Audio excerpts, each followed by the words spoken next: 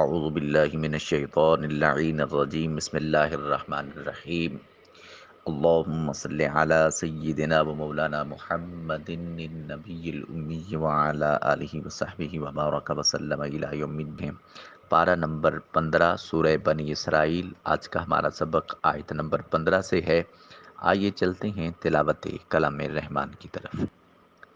من اهتدى فإنما يهتدي لنفسه ومن ضل فإنما يضل عليها ولا تزر وازرة وزر أخرى وما كنا معذبين حتى نبعث رسولا وَإِذَا أَرَدْنَا أَن نُّهْلِكَ قَرْيَةً أَمَرْنَا مُتْرَ فِيهَا فَفَسَقُوا فِيهَا فَحَقَّ عَلَيْهَا الْقَوْلُ فَدَمَّرْنَاهَا تَدْمِيرًا وَكَمْ أَهْلَكْنَا مِنَ الْقُرُونِ مِن بَعْدِ نُوحٍ وَكَفَى بِرَبِّكَ بِذُنُوبِ عِبَادِهِ خَبِيرًا بَصِيرًا مَنْ كَانَ يُرِيدُ الْعَاجِلَةَ عَجَّلْنَا لَهُ فِيهَا مَا نَشَاءُ لِمَن نُّرِيدُ ثُمَّ جَعَلْنَا لَهُ جَهَنَّمَ يَصْلَاهَا مَذْمُومًا مَدْحُورًا۔ آئیے چلتے ہیں حصۃ التجوید کی طرف۔ من اہتدیٰ میم کی ادائیگی کے وقت ہونٹوں کا خشکی والا حصہ تری والے حصے کی طرف موڑا جائے گا۔ اہتدیٰ ہا کو اقصی حلق سے ادا کریں گے، یعنی حلق کے آخری حصے سے۔ تا کو بریک ادا کریں گے، تال کے اوپر کھڑی زبر ہے، الف المدیہ صغیرہ اس کا نام ہے، ایک الف کے قیم مقام اس کو لمبا کریں گے۔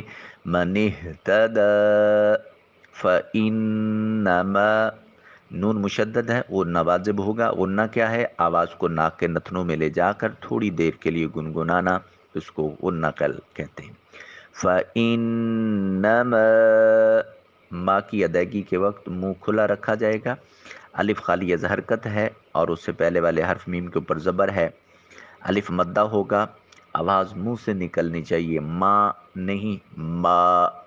یہتدی ہا کو اقصی حلق سے تا بریک ادا کریں گے اور دی میں یا ساکن اور اس سے پہلے والے حرف دال کے نیچے زیر ہے یا مدہ، اس کو ایک الف کے قیم مقام لمبا کریں گے۔ یہتدی لنفسہ فا کی ادائیگی کے وقت سامنے والے دو دانت جو اوپر والے ہیں وہ نیچے والے ہونٹ کے شکم سے ملیں گے۔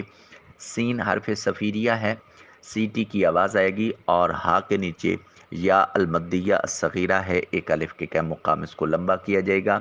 لنفسہ لنفسہ ومن ضل واو کی ادائیگی کے وقت ہونٹوں کو گول کریں گے، میم کی ادائیگی کے وقت ہونٹوں کا خشکی والا حصہ تری والے حصے کی طرف موڑا جائے گا۔ نون ساکن کے بعد ضاد حرف مستعلیہ بھی ہے اور حرف اخفا بھی ہے، لہٰذا نون کو اپنے مخرج میں چھپا کر ادا کریں گے اور ضاد کی آواز کو موٹا اور پر کر کے نکالیں گے۔ وَمَن ضَلَّ وَمَن ضَلَّ فَإِنَّمَا اس کا تلفظ ہم پہلے کر چکے ہیں، بقیہ تجوید کے قوانین آپ خود اپلائی کریں گے، میں ترجمہ اور تفسیر کی سعادت حاصل کرتا ہوں۔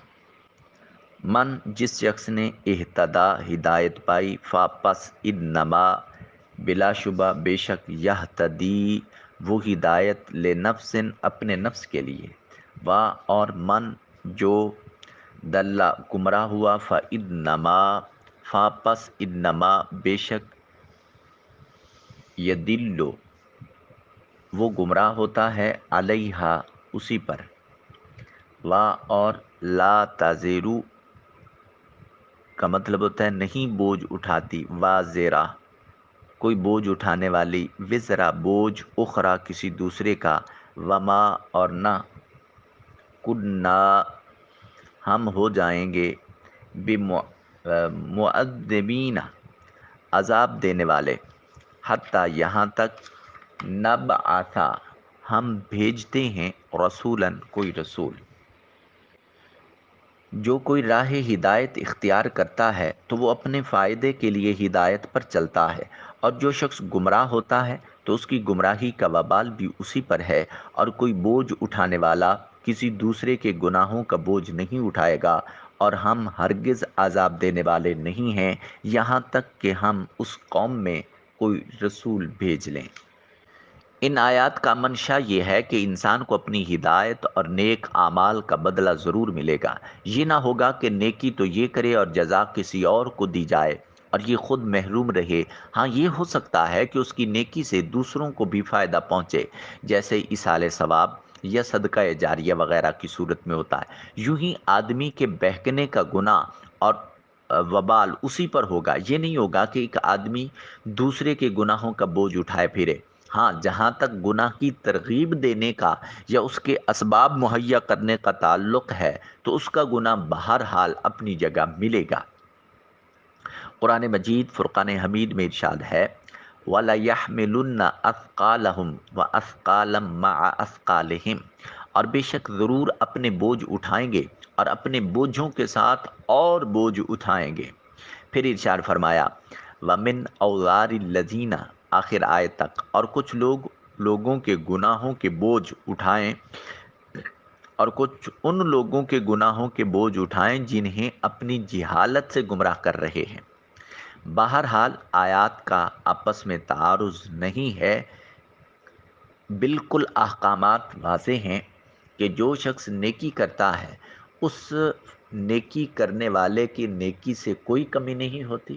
جب وہ نیکی کرتا ہے اور ساتھ دوسروں کو ترغیب دیتا ہے تو اس امر میں اس کے دو جو ہیں احکام اور دو عمل شامل ہیں، ایک بذات خود نیکی کرنا اور ایک دوسروں کو ترغیب دینا۔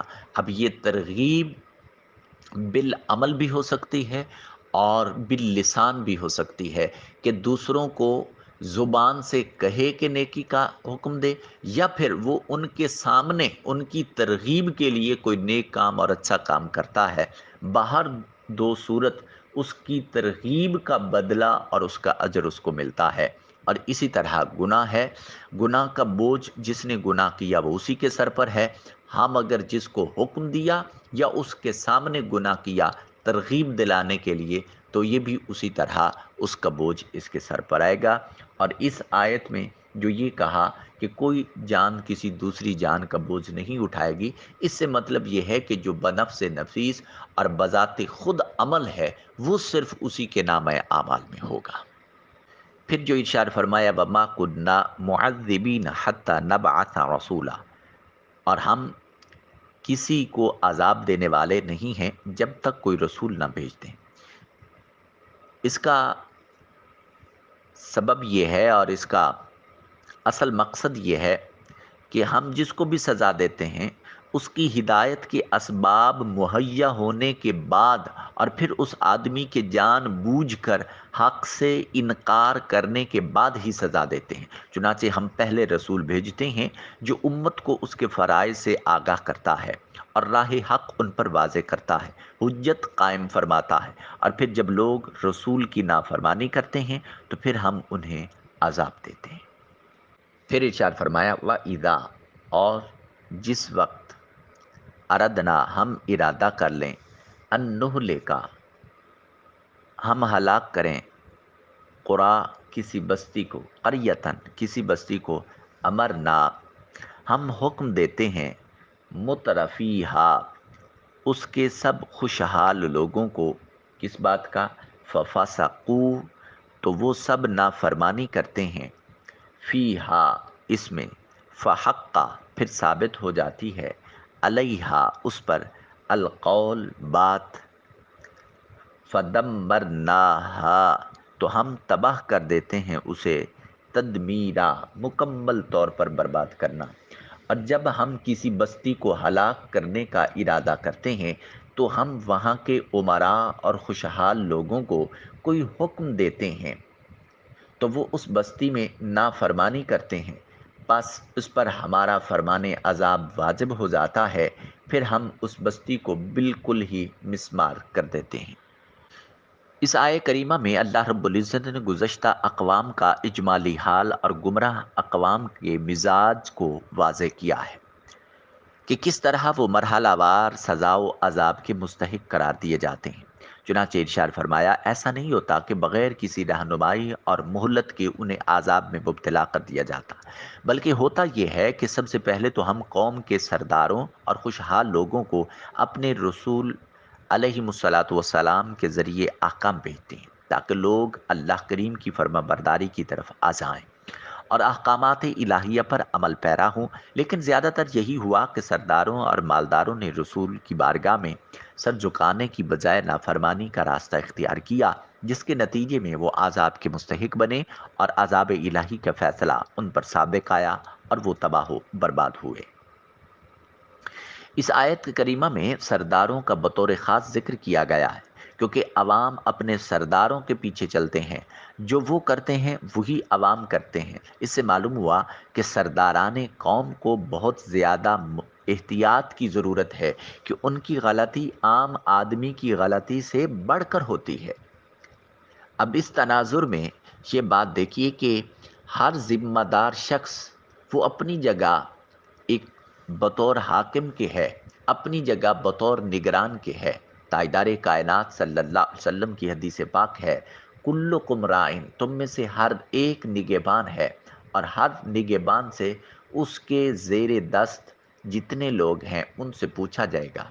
تو ہم ملکی سطح پر نہ صحیح، اپنے گھر کے اعتبار سے، اپنے کسی نہ کسی اعتبار سے ہمیں سرداری، سرفرازی، سربلندی اور کوئی ذمہ داری میسر ہے، تو گویا ہمیں اپنی ذمہ داری کے لیے اللہ اور اس کے رسول صلی اللہ علیہ وسلم کے احکامات کو مد نظر رکھنا ہے۔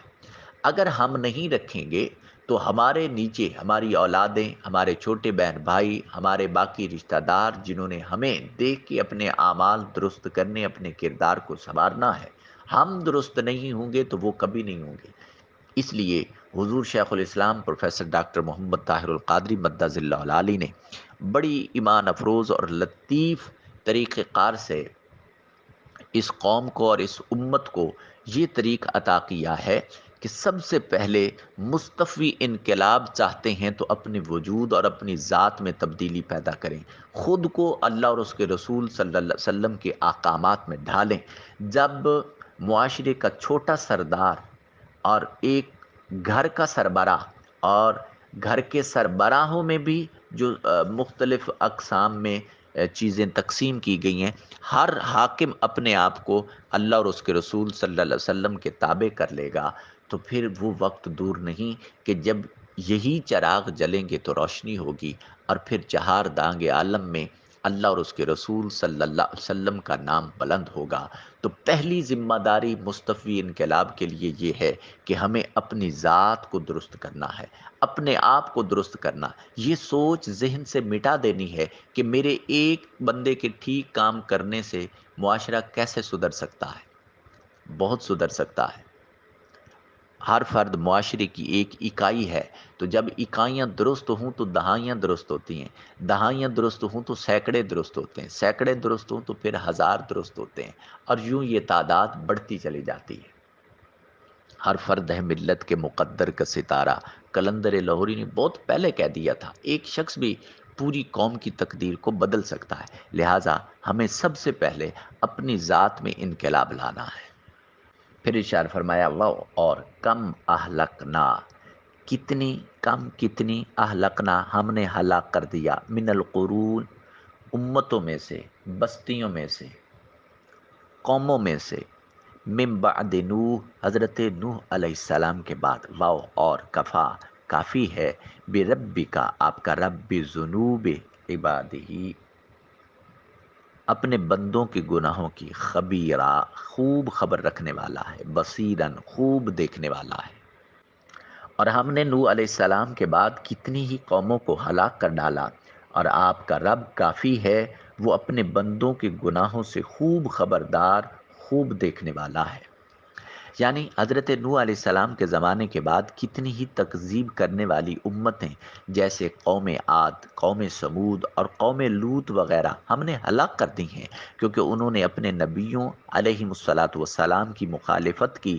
لہٰذا مکہ والوں کو عبرت حاصل کرنی چاہیے اور ان کے ساتھ ساری کائنات کے لوگوں کو اس سے خبردار رہنا چاہیے۔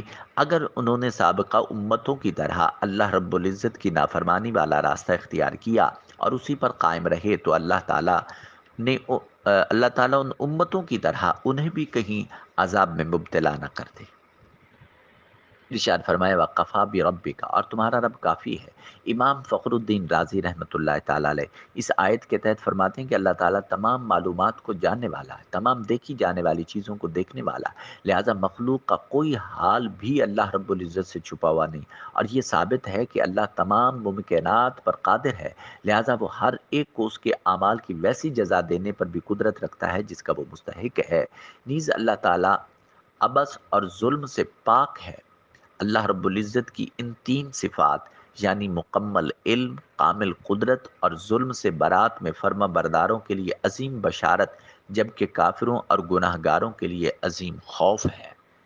پھر آگے ارشاد فرمایا من، جو شخص، جو کانا ہو، یریدو وہ چاہتا ہے، العاجلتا جلدی والی، عجلنا ہم جلدی دیتے ہیں، لہو اس کی، فیہا اس میں، ما نہیں، نشاء ہم چاہیں، لمن جس کو، نریدو ہم چاہتے ہیں، ثم پھر، جعلنا ہم نے مقرر کیا، لہو اس کی، جہنم جہنم، یس لاہا وہ داخل ہوگا اس میں، مذمومن مذمت کیا ہوا، مدحورا دھتکارا ہوا۔ جو کوئی صرف دنیا کی خوشحالی کی صورت میں اپنی محنت کا جلدی بدلہ چاہتا ہے تو ہم اسی دنیا میں جسے چاہتے ہیں، جتنا چاہتے ہیں جلدی دے دیتے ہیں، پھر ہم نے اس کے لیے دوزخ بنا دی جس میں وہ ملامت سنتا ہوا رب کی رحمت سے دھتکارا ہوا داخل ہوگا۔ اللہ اکبر، اللہم ربنا وقنا عذاب النار وقنا عذاب القبر وقنا عذاب الحشر وقنا عذاب اليوم المیزان بحرمت قرآن نبی آخر الزمان صلی اللہ علیہ وسلم۔ یعنی جو صرف دنیا کا طلبگار ہو تو یہ ضروری نہیں کہ طالب دنیا کی ہر خواہش پوری کی جائے اور اسے دے ہی دیا جائے، اور جو وہ مانگے وہی دیا جائے، ایسا نہیں ہے، بلکہ ہم ان میں سے جسے چاہتے ہیں دیتے ہیں اور جو چاہتے ہیں دیتے ہیں۔ کبھی ایسا ہوتا ہے کہ محروم کر دیتے ہیں، اور کبھی ایسا ہوتا ہے کہ وہ بہت چاہتا ہے اور تھوڑا دیتے ہیں، اور کبھی ایسا ہوتا ہے کہ ایس چاہتا ہے مگر تکلیف ملتی ہے۔ ان حالتوں میں کافر دنیا و آخرت دونوں کے خسارے میں رہا، اور اگر دنیا میں اس کو اس کی پوری مرادیں دے دی گئیں تو آخرت کی بد نصیبی و شقاوت جب بھی ہے، جبکہ مومن کا حال اس سے بالکل جدا ہے۔ جو آخرت کا طلبکار ہے اگر وہ دنیا میں فقر سے بھی گزرے تو آخرت کی دائمی نعمتیں اس کے لیے موجود ہیں، اور اگر وہ دنیا میں فضل الہی سے اس کو عیش ملا تو دونوں جہان میں کامیاب۔ الغرض مومن ہر حال میں کامیاب ہے، اور کافر اگر دنیا میں آرام پا بھی لے تو پھر کیا ہوا، بالآخر اسے ذلیل و رسوا ہو کر جہنم میں ہی جانا ہے۔